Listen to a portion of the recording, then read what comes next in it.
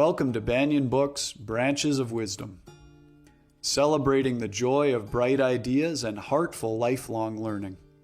Branches of Wisdom is a series of intimate conversations with the world's most influential authors and visionaries.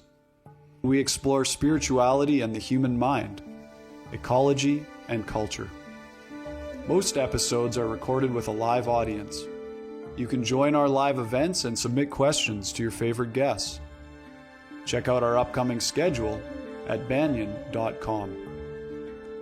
Since 1970, Banyen Books has been a rich oasis at the crossroads of wisdom and philosophy, offering resources for humanity's evolving paths. We're a locally owned, independent bookstore in the heart of Vancouver's Kitsilano neighborhood. Visit us in person or shop online at banyen.com. Please subscribe, follow, like, and leave your reviews for the podcast. And now, enjoy.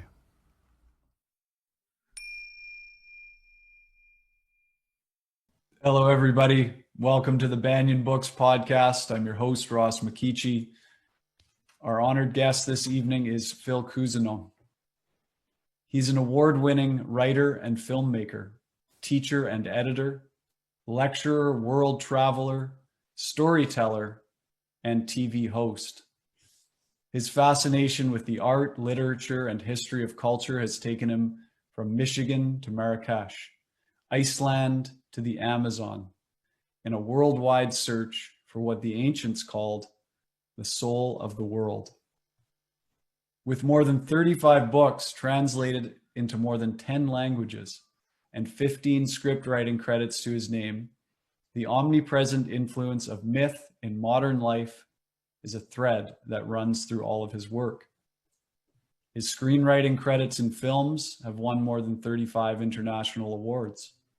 He is co-writer and host of Global Spirit and has also appeared on CNN, the Discovery Channel, and more. He's been featured in Time, Newsweek, and the New York Times. Cousineau has also appeared alongside mentors Joseph Campbell and Houston Smith.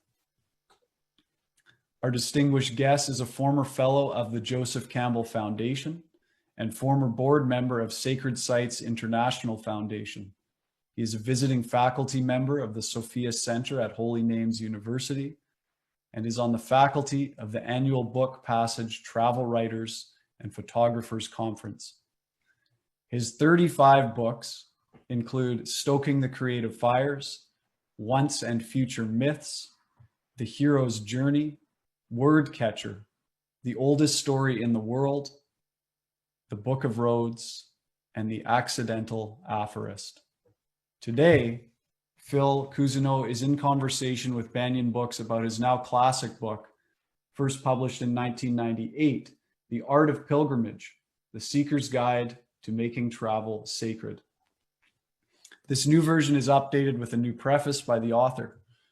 The Art of Pilgrimage is a travel guide full of remarkable stories from famous travelers, poets, and modern-day pilgrims, perfect for the mindful traveler who longs for something beyond diversion and escape.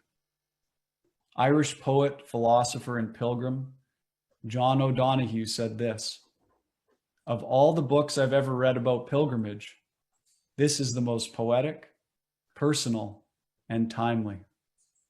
To learn more about our guest and his work, please visit his website, philcousineau.net. Phil, thank you so much for joining us. Thank you for such a splendid introduction. I hope I can live up to it tonight. I have no doubt that you will. So obviously, books have played a big part in your life. And since we're a bookstore, I thought it might be suitable that we start with that. And I'd like to quote something from your book, The Art of Pilgrimage, where you talk about a friend of yours named George Whitman. He's the owner of Shakespeare and Company bookstore in Paris. And he says, "People long for the light, and that's what the books in my store do. They shed light in a time of darkness. That's why a bookstore is the place where heaven and earth meet." Can you tell us a bit about your relationship with books over the years? What a wonderful opening question. Yes, of course. I grew up in a house of books and baseball just outside Detroit. So if I wasn't reading, I was playing ball. If I wasn't going to the library to check out all the books about baseball and Detroit teams, I was checking out the books about science fiction, and yet hiding them a bit because I was a jock, and most jocks don't read, and most readers don't play ball. So I've always had this kind of bittersweet relationship with the two, and yet, no doubt, it was my father's influence who had one entire wall of our living room in the house that we grew up in devoted to Heritage Edition books. And we read these books out loud as a family, Thursday, Friday, sometimes Saturday nights. My brother and sister and I, and my mother and my father, we would each read a page apiece. And if there were words that we didn't understand, even as kids, we would stop and we would admit it, which is a very good thing to do, even for adult readers. A little free piece of advice there. Go to your local dictionary. And my dad would point to the old Thorndike Barnhart dictionary in the corner, which was as big as a wheel stop for a 747.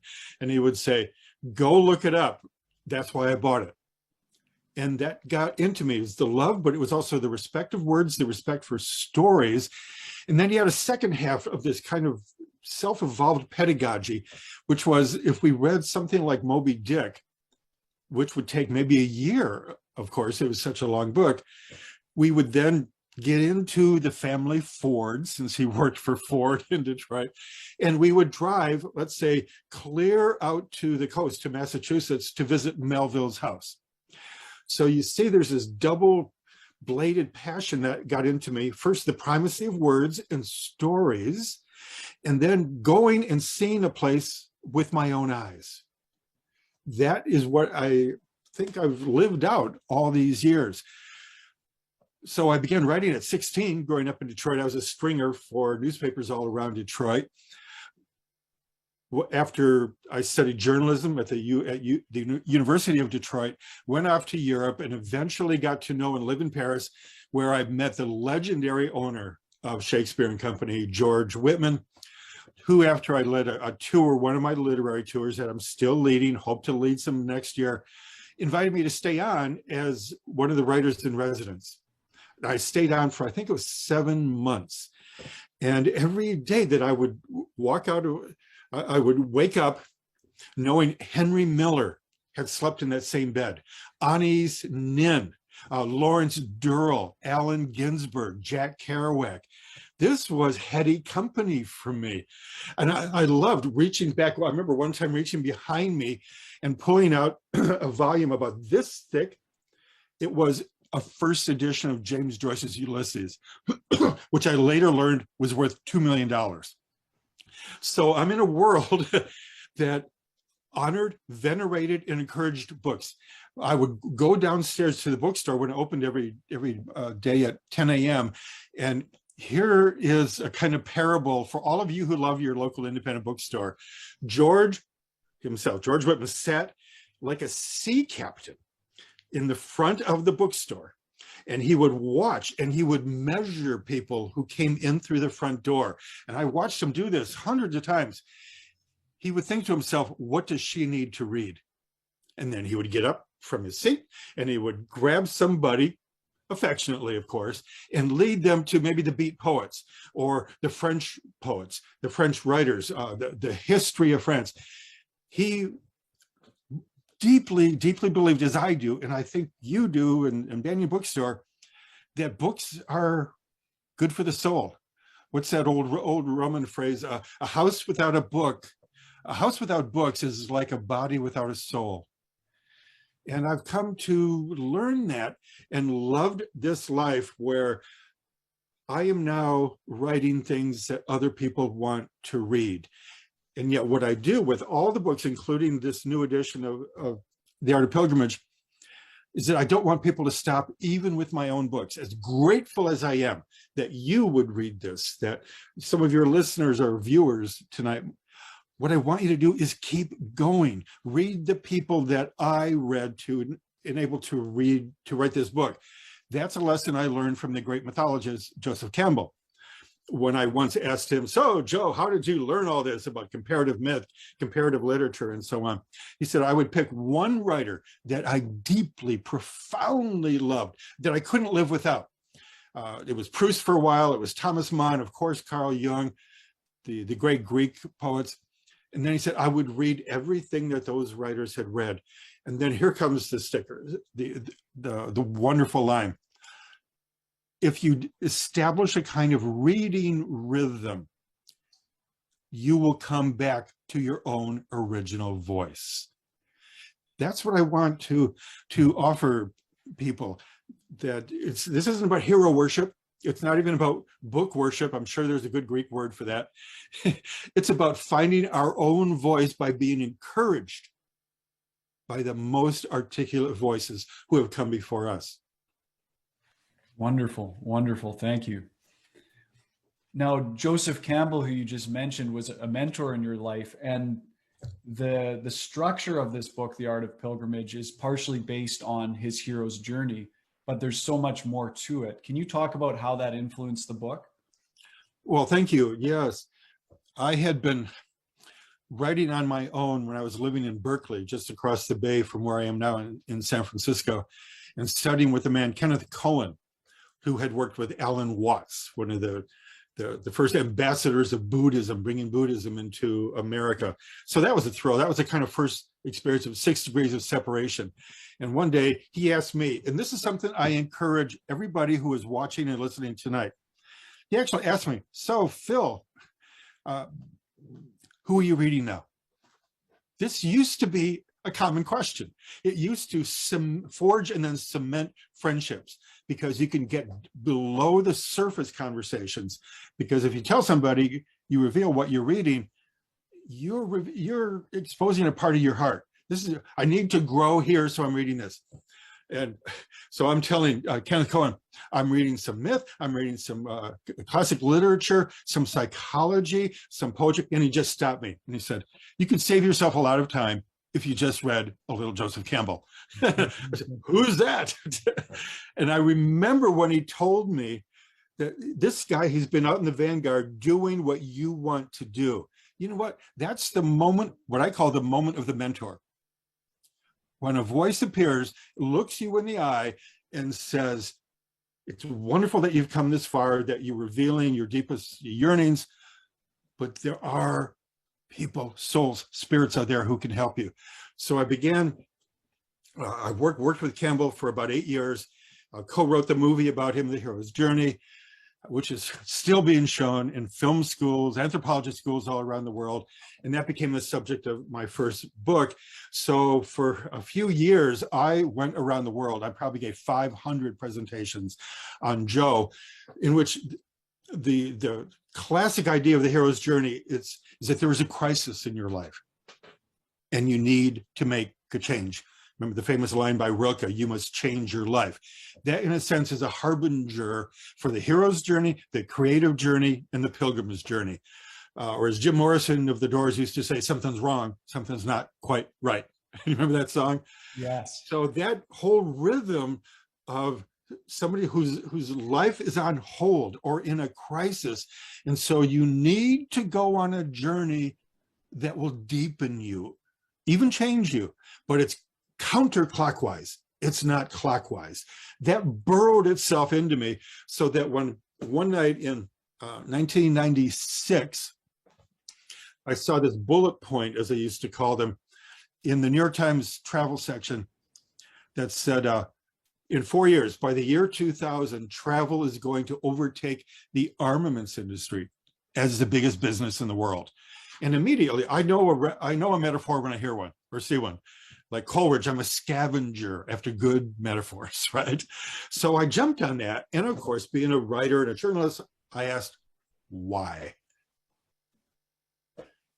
And I found out by reading many sources that there had been an upsurge, an unexpected uptick in pilgrimage, sacred, going to Santiago de Compostela, Notre Dame, Rome, all the way to the Wailing Wall in Jerusalem, Mecca, Medina, but pilgrimages all around the world to sacred sites, as well as what I began to find out, secular pilgrimages, going to the home of Ernest Hemingway, which I did a few years ago in Cuba, going to the home of Anna Akhmatova, the great poet, the only person that Stalin, the historians tell us, was actually afraid of, was a woman poet.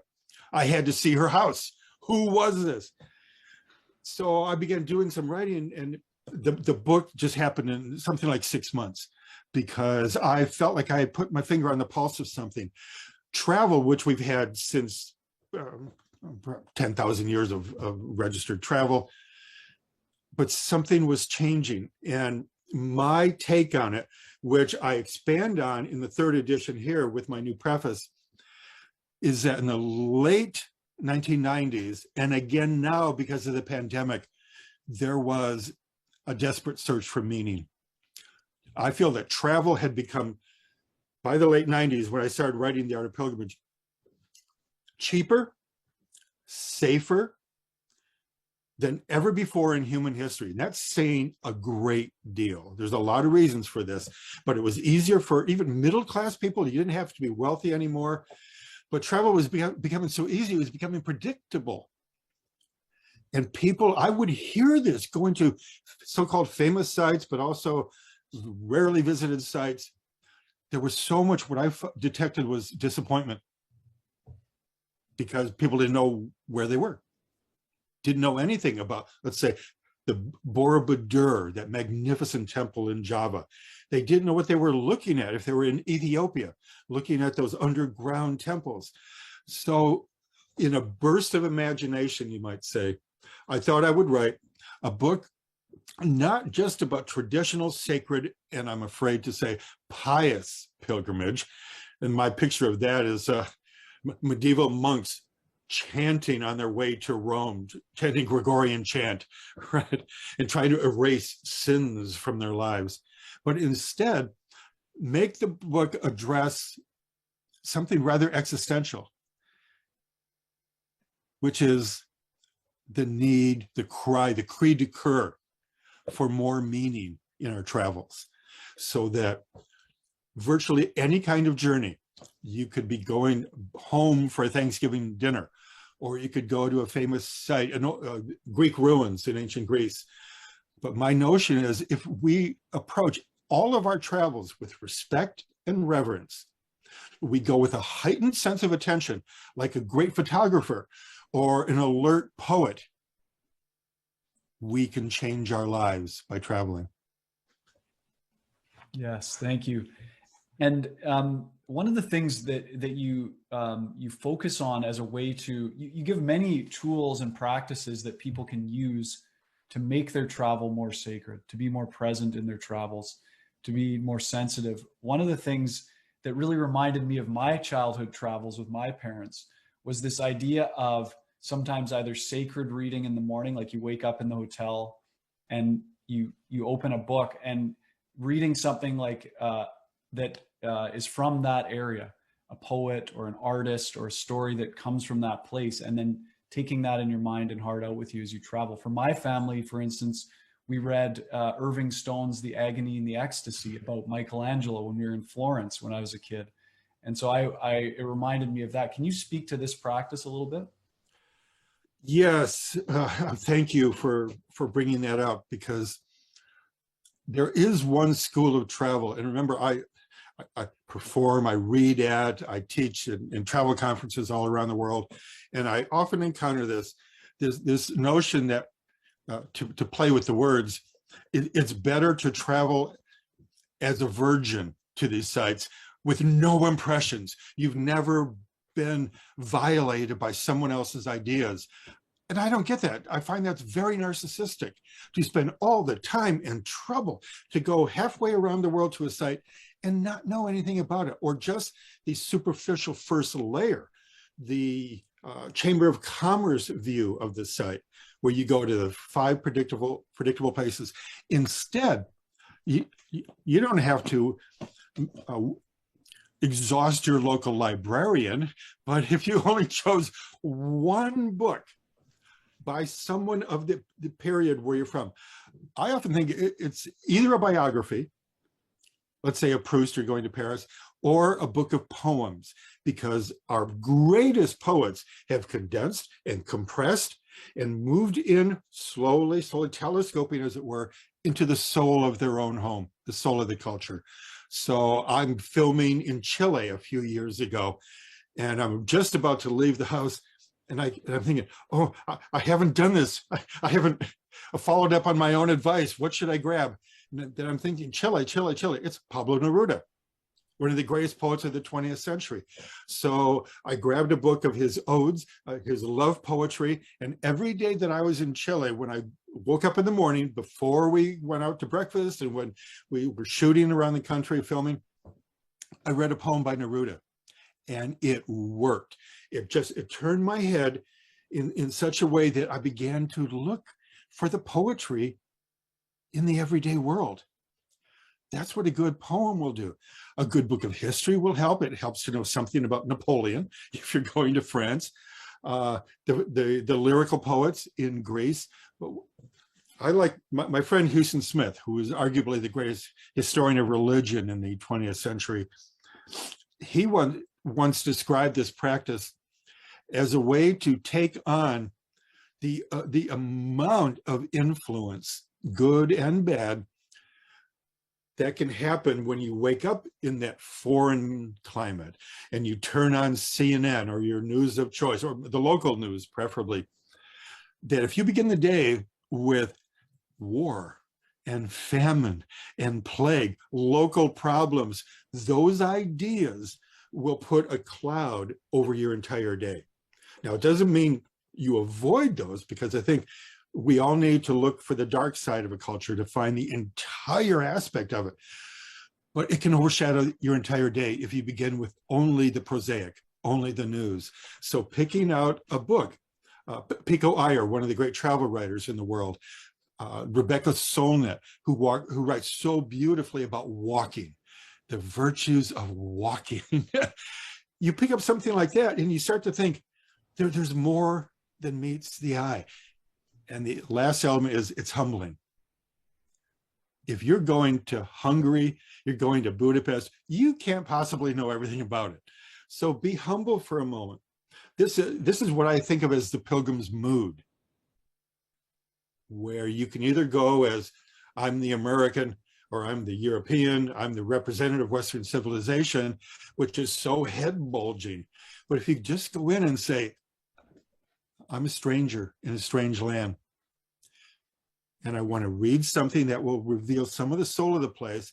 The other side of that then is the moment you walk downstairs to have breakfast, you talk to the concierge, you leave the country inn, the B&B or the hotel, you begin to ask questions. Even if you think you know the answer, somebody on the street, well, post-COVID, let's hope this is possible, you go to a cafe, where's the greatest bookstore? You go to a restaurant, you say, can you recommend, or where's your favorite place to hear music? Live, local, traditional music.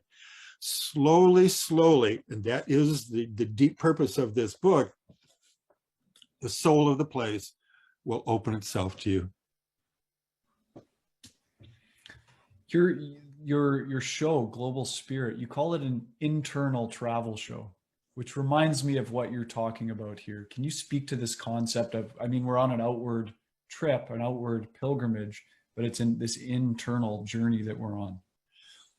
Yes, that's inspired by one of John Muir's wonderful reflections when he walked from the East Coast clear across the country out here to California. And I believe he was in Yosemite, in which he describes in one of his journals that every day I thought I was going out, let's say to visit the redwoods, the beautiful trees. But then he adds, I was really going in.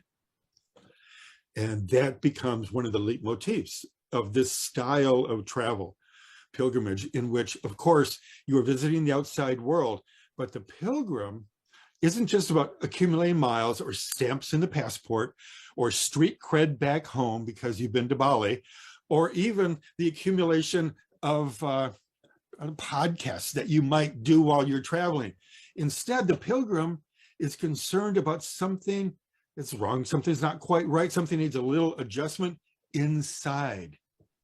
So if you were traveling with the inner eye, the third eye, as it's called in some traditions, you will see the soul or the spirit of the place rather than fall for the pretense of the cliche that the French are this way, the Germans are this way, the English are this way, or when they come here, oh, look at those Americans.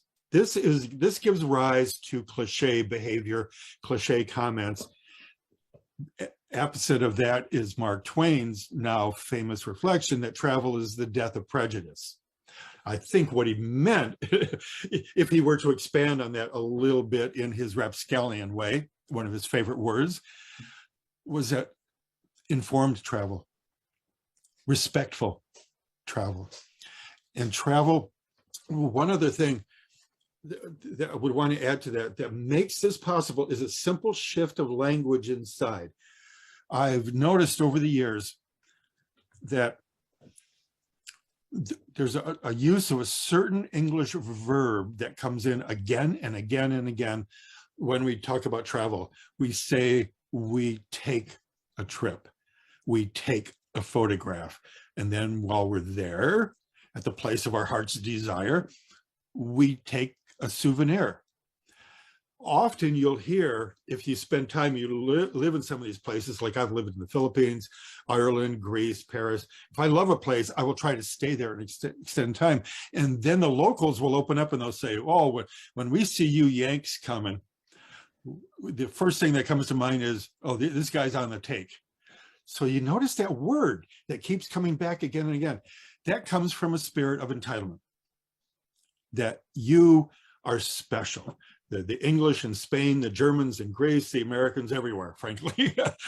So instead, if you just turn that around, you begin to turn your mind around and your behavior, even your body language.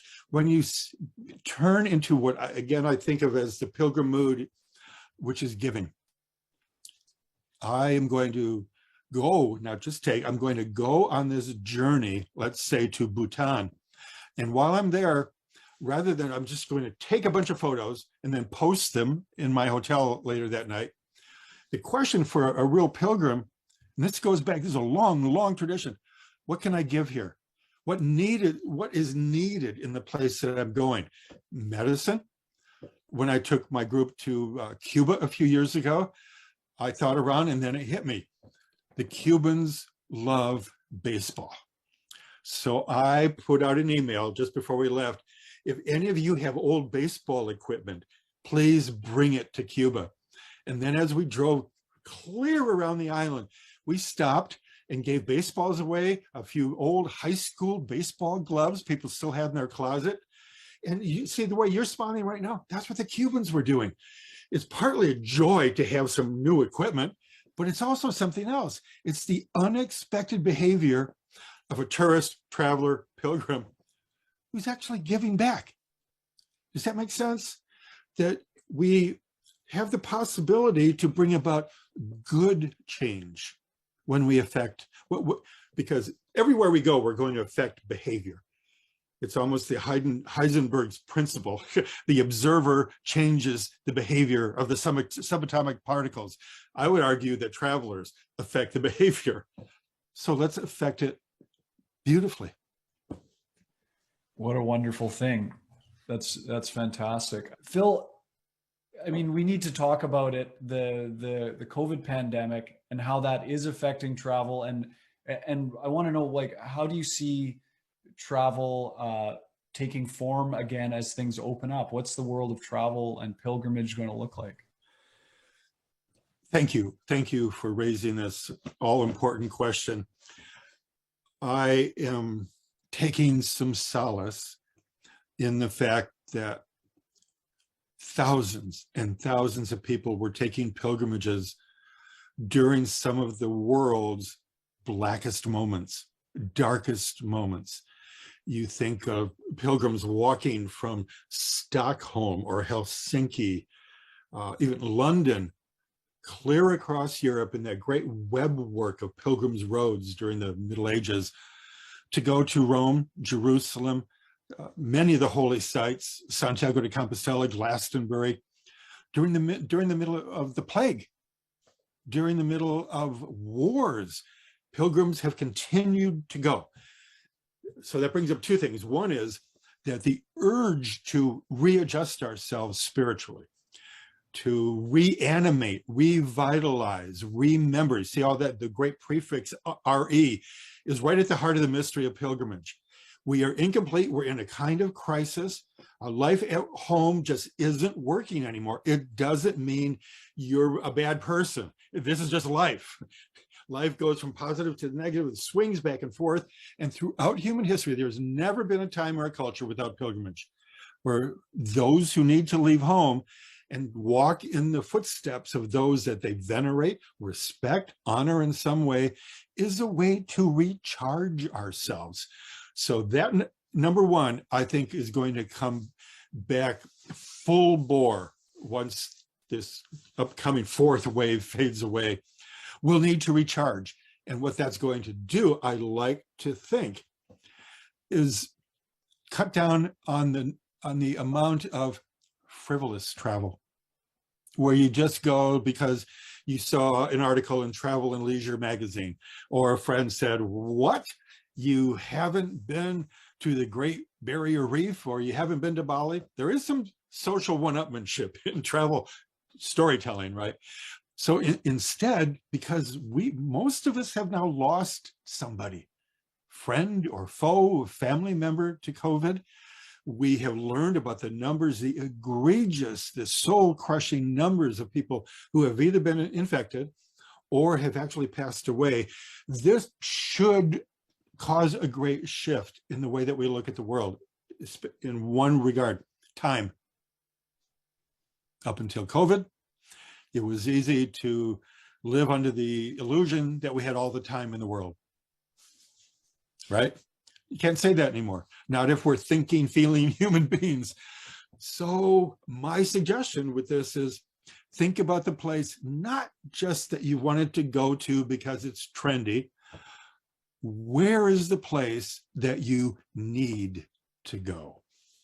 You feel the difference in that? It's the need of your spirit, the need of the soul. Also, where is there a place on what my grandmother used to call God's green earth, where you might go and make a difference? Join Jimmy Carter's building team in Georgia, or somewhere. Where can you go where you can actually help? You see, that's the shift, because pilgrims have always done this. They've taken food, money, medicine to places that were troubled, and the entire world, in a way, is troubled right now. I think COVID won't necessarily do this, but it can help us focus on things and people that matter deeply to us. To do what? To recharge ourselves, but also our community. Wonderful. I'm wondering if you can tell us some of the unique or interesting forms of pilgrimage that you've seen outside of the traditional spiritual or religious. You touch on some of these in the book. There's such creative ways that people take pilgrimages. Yes, thank you. It's like the Venn diagram. Do you remember that in math class, where you would take the two circles, and the point of overlap is always the most interesting part, right? So in this, if you think of sacred journeys and then secular journeys, and you move them across, you come into this interesting area where, because I'm out here in the Bay Area in California, I know there is a phenomena, at least until the pandemic, of Japanese tourists flying from Japan all the way to SFO, San Francisco, getting on a bus and going down to, let's say, the Hewlett Packard garage, where in mythic thinking, the whole computer revolution began. They go and they take photos of this now teetering garage that was almost torn down recently, but there was such a hue and cry from all around the world. Says, no, you have to preserve that.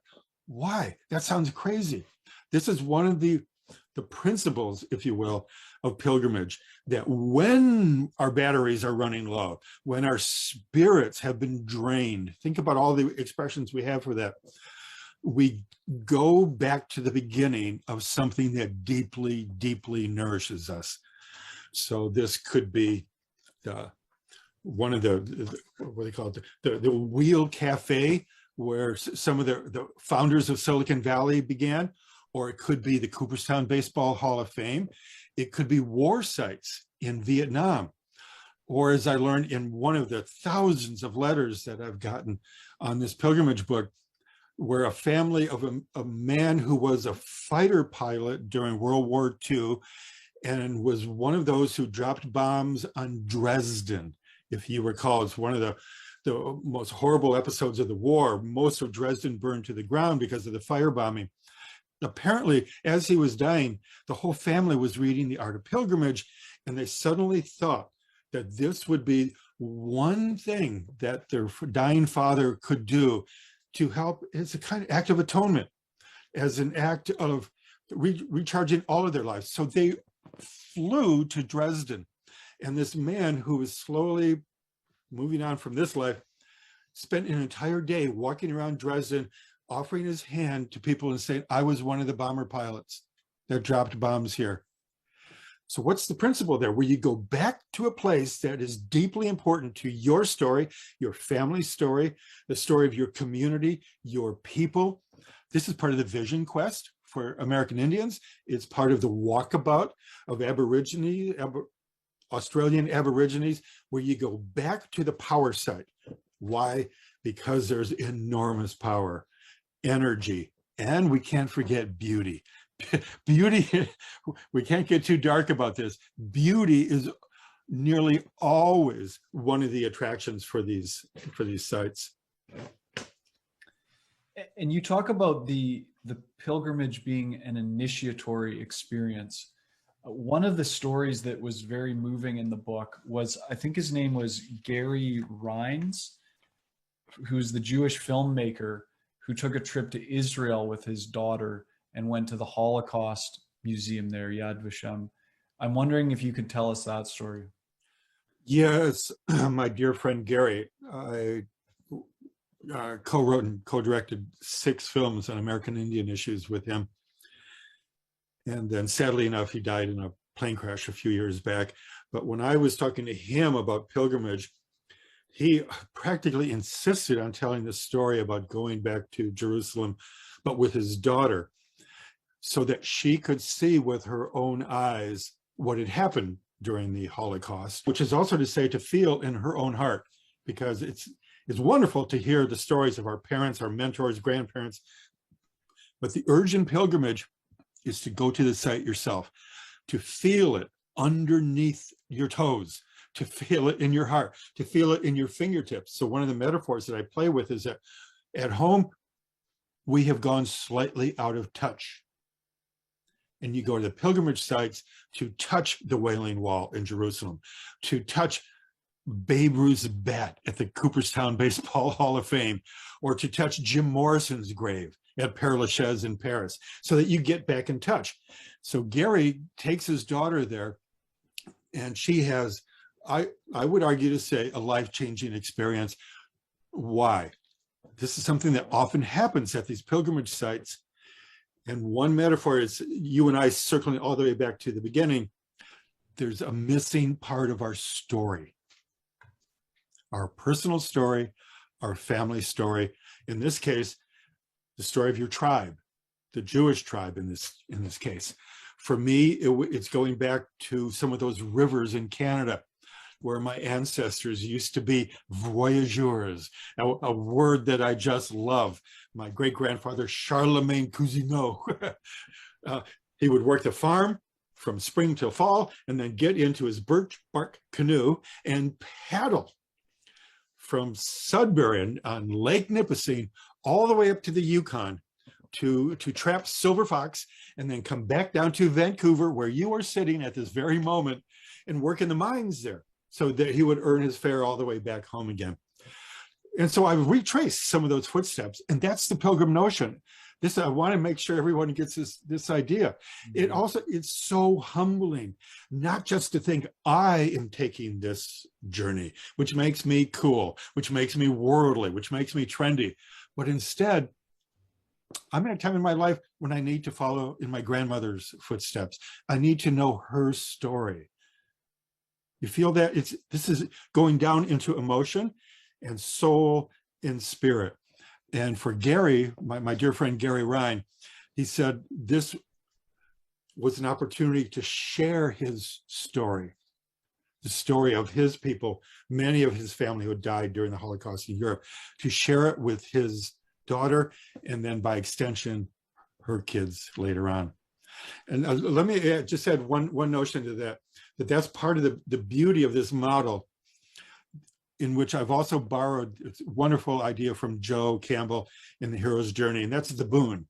The boon is this terrific, evocative, that double O is important for the whole sound of it. It means a gift. What did you learn on that journey of yours? Did you get any wisdom out of this? Or are you just stamping your passport? The boon is what changes you when you get home again. When your friends, your family look at you and say, Ross, you seem a little different after your trip to Nicaragua and Guatemala. What happened there? It's visible. People notice our voice changes, our facial muscles begin to change, even the way that we walk. Something has shifted inside. The big question then is what? I think we have grown a little bit wiser on a pilgrimage, and not necessarily on a trip that's pure tourism. That's not, I don't want to pit them against each other, but the pilgrimage is the journey that you can't take. You feel that double negative in there? The one you can't take. And I think that's what's going to rise to the surface for so many of us who are considering travel in the post-pandemic year. Where's the place that you can't take your journey to or enjoy in these worlds? I hope that helps. It does. Thank you so much. You know, we have a ton of questions coming in here from the audience, so maybe we can get to some of those if you're open to it. Absolutely. Okay, great. The first one's from Austin. This is a really cool question. Is anyone making a documentary about Houston Smith's life? If you were taking a pilgrimage that honored Houston, where would you go? Thanks, Austin. What a great question. Yes, there is some movement among those of us who worked with him for so many years.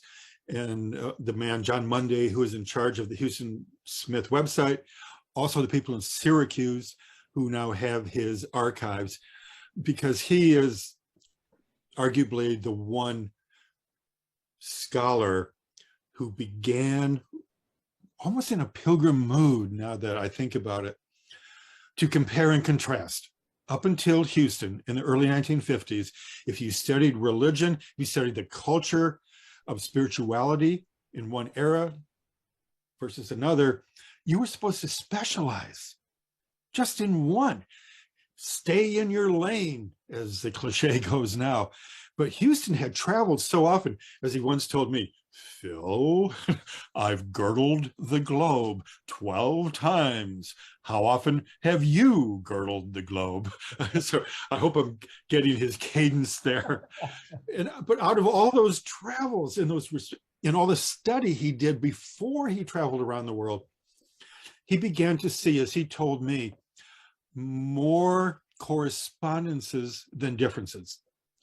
And this is exactly the language that his friend and my friend Joe Campbell used when he described encountering mythology all around the world. That he was all up until Campbell, you were supposed to stay studying one people, maybe the Aborigines, maybe the Greeks or the Irish, but Joe and Houston are coming along at a cultural time in the 50s and 60s in which you say, just focusing on differences leads to war. It often demonizes the other. So yes, there is talk about a film about the great Houston. And if somebody wants to email me about that, then I can keep you in the loop about that. He was one of the great inspirations. He writes the introduction to the book, which is one of the, or the forward to the book, which is one of the great honors of my life. Yeah, yeah. And it's a wonderful forward. If people do want to get a hold of you, should they go to your website or? Sure. Yeah. Okay. So philcousineau.net. And just a little feedback from the audience here. There's someone, Timothy says, your book kicked off a real transformation of my life. And I wanted to express my gratitude to you for writing it. Thank you, Phil. Well, thank you. Thank you, Timothy, wherever you are. One quick note on that.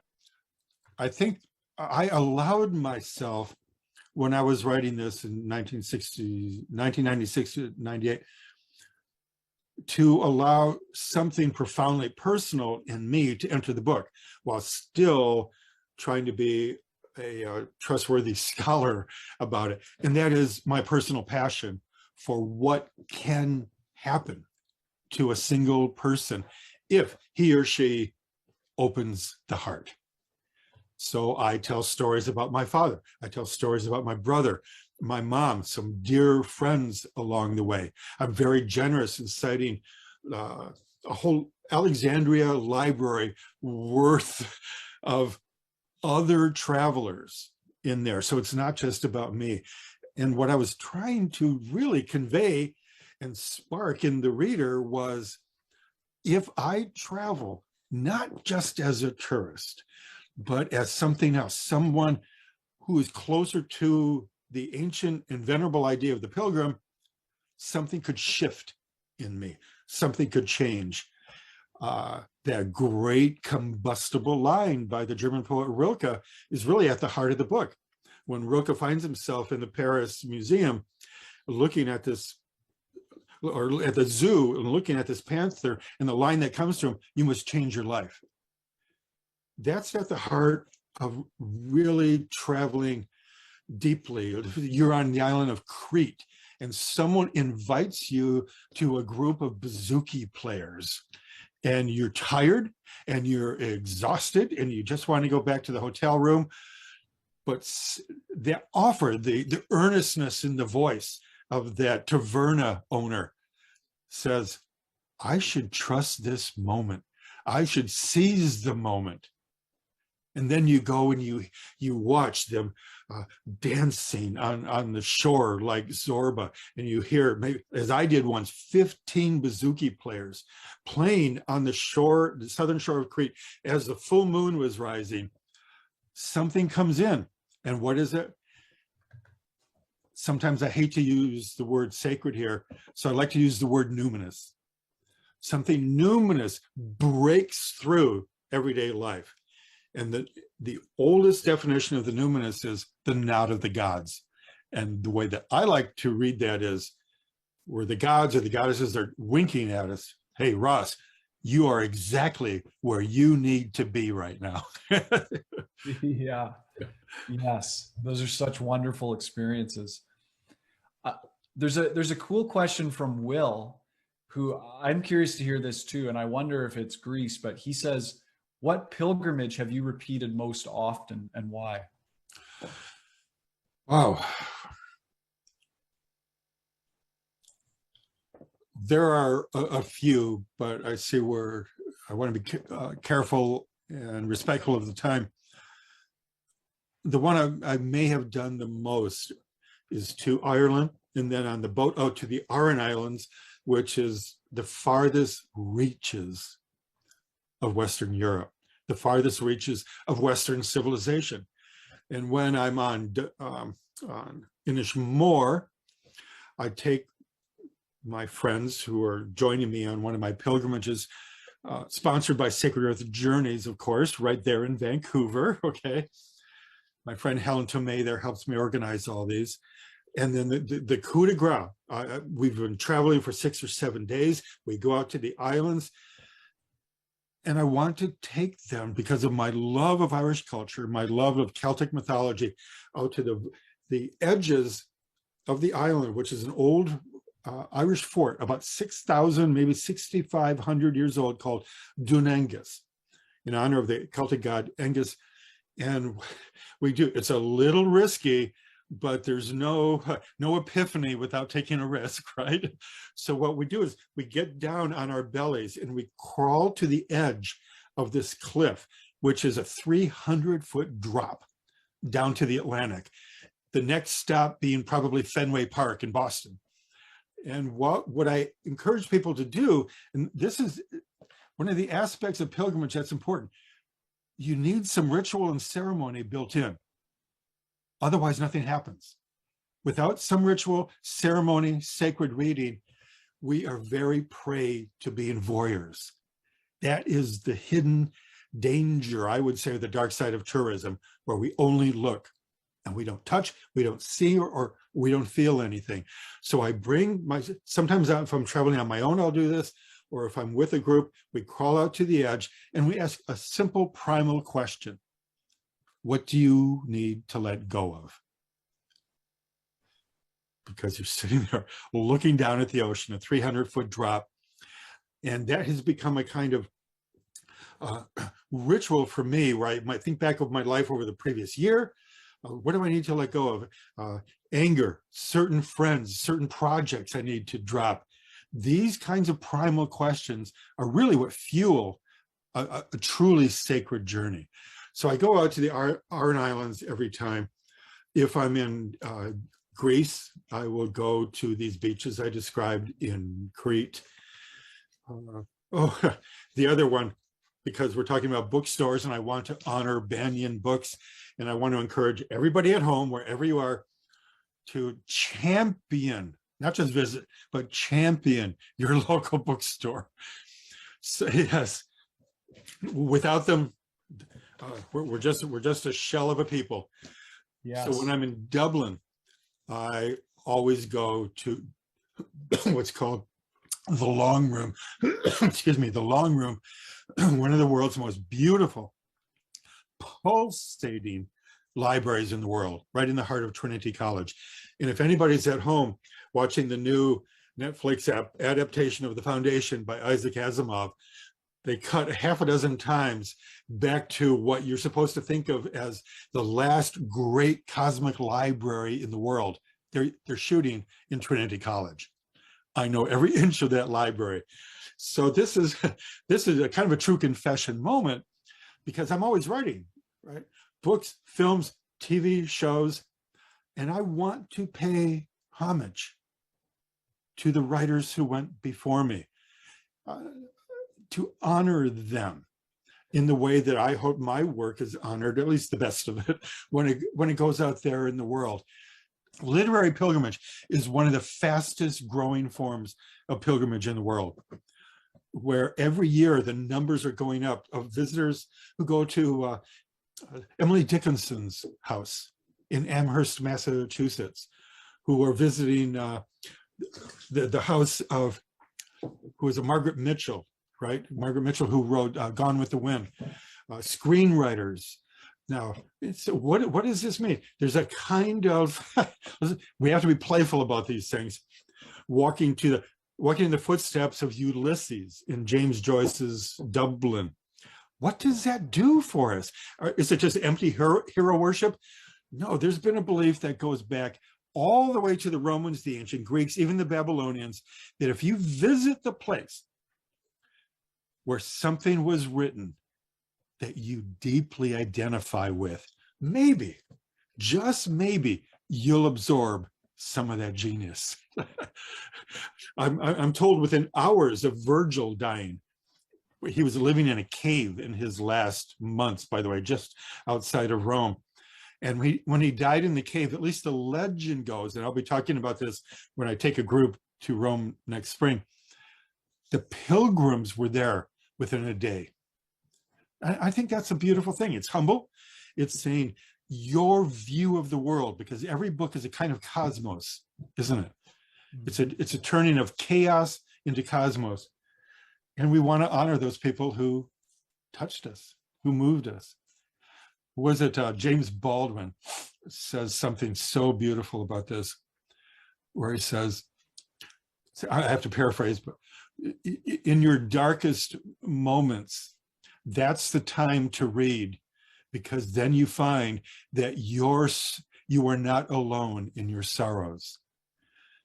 See, I'm paraphrasing with that, but I'm very close to the original, because what it means is we care about our storytellers. We honor them out of a sense of humility, because we all have different pieces of the puzzle, don't we? That's why we need more than one book. We need a handful of books for a handful of stories. Indeed, indeed. We have time, I think, for one more question from the audience, and a couple of people have asked this one. I'm going to give the wording from Janet. Janet asks, can you speak about pilgrimages to retrace the path of ancestors? How can we make this a deep and soulful journey? Well, thank you. That happens to be, Janet, one of my favorite forms. I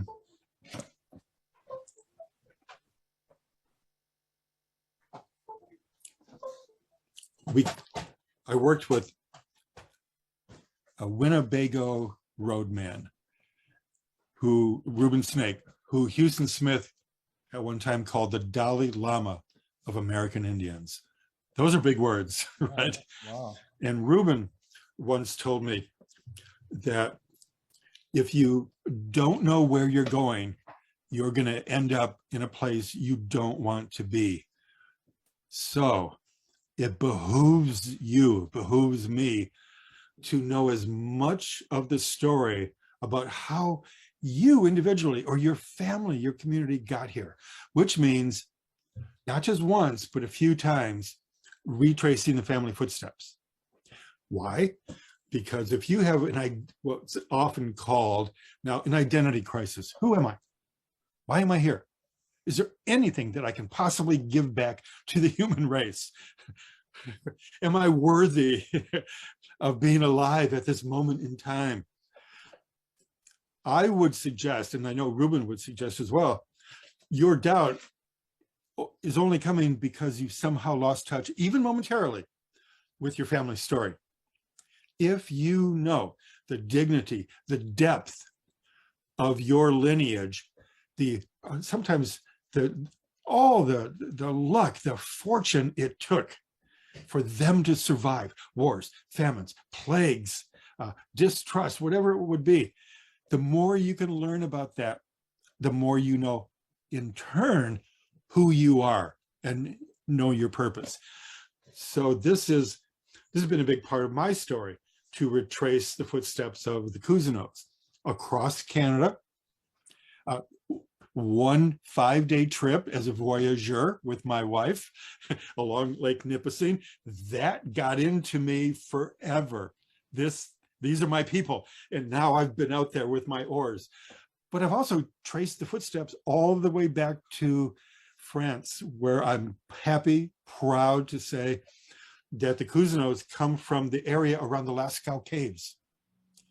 And since that is so symbolic, emblematic of the origin of art, the origin of beauty, I would argue the origin of storytelling, those handprints on the walls of the Lascaux Caves are an early form of what you and I are doing right now, an early form of conversation with our distant ancestors. And with the future, 37,000 years later, we now know, at least in part, who these people were. They say, I was here. So following the Cousineaus back to the Lascaux Caves, or to the town where Montaigne, one of my favorite writers, the man who invented the word essay, and he went to his round tower in Périgueux, in the Dordogne, and he spent the last couple decades of his life, as he said, writing attempts at his deepest thoughts. So those are metaphors that got into me early. Following in the footsteps of your people, my people, ends up, if we're open-hearted, taking us back to our deepest self. And this theme of being open-hearted is really at the core of this book. And it's such a beautiful book for everybody. The Art of Pilgrimage, The Seeker's Guide to Making Travel Sacred. We've been speaking with the author, Phil Cousineau, author of this and 35 books, among many other great works in his life. Of course, our website where you can purchase Phil's book, The Art of Pilgrimage, or his other books, is banyen.com, B-A-N-Y-E-M. Hey, there's Y-E-N. There's the old cover. Look at that. Old cover, new cover. Nice. Phil Cousineau, thank you so much for joining us. Much appreciated. It's been wonderful to be in conversation with you, with anybody right now, but especially with someone who loves bookstores, and loves the long conversation of readers and writers. Thanks for joining us for Branches of Wisdom, a podcast of Banyen Books and Sound, Canada's spiritual and healing resource since 1970. Our podcast producer is Jacob Steele. The show is edited by Abdo Habani. And I'm your host, Ross McKeechee. Watch all our conversations on YouTube by searching for Banyen Books, or listen on your favorite podcast platform.